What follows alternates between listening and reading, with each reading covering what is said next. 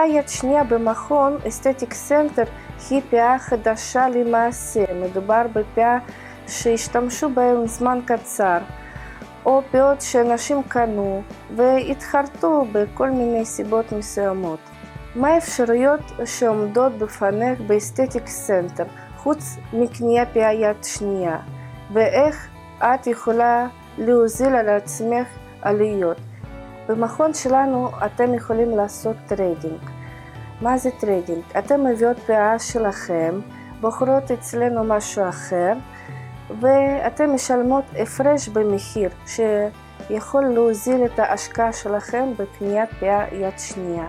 יש לך מבחר גדול שאת יכולה לבחור, כי זה מקום ייחודי שמחזיק מבחר גדול פאות יד שנייה.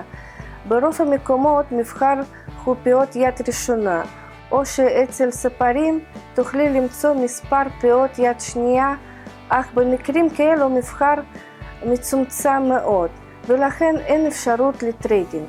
אפשרות נוספת שהמכון מציע לך היא להשכיר פאה. מגיעות למכון מדי יום נשים שמחפשות פאה למספר ימים, לאירוע וכדומה, ורוצות לגוון, אבל לא רוצות להשקיע בפאה אלפי שקלים. תשלום עבור השכרה הוא פר יום. במקרים כאלו, השכרת פאה יד שנייה הוא פתרון מצוין, זמין וזול. בגלל ביקוש ומבחר במכון, אני מאפשרת לך גם להביא פאה שיש לך ושאת רוצה למכור ולנסות למכור אותה אצלי, כדי לקבל חשיפה הרבה נשים שמחפשות פאות יד שנייה.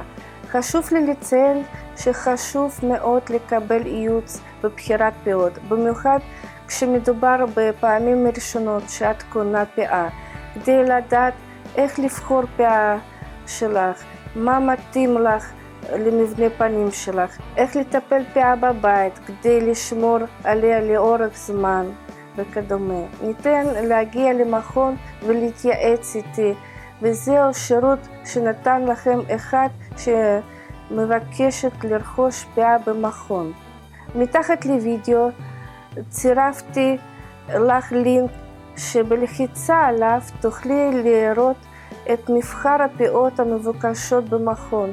המבחר של הפאות מגוון ומתעדכן כל כמה ימים, ולכן תוכל ליצור איתי קשר טלפוני בפרטים שמופיעים מתחת לוידאו ולברר אודות פאה שאת מעוניינת בה, או לכתוב לי שאלות כאן מתחת לוידאו ונענה בשמחה.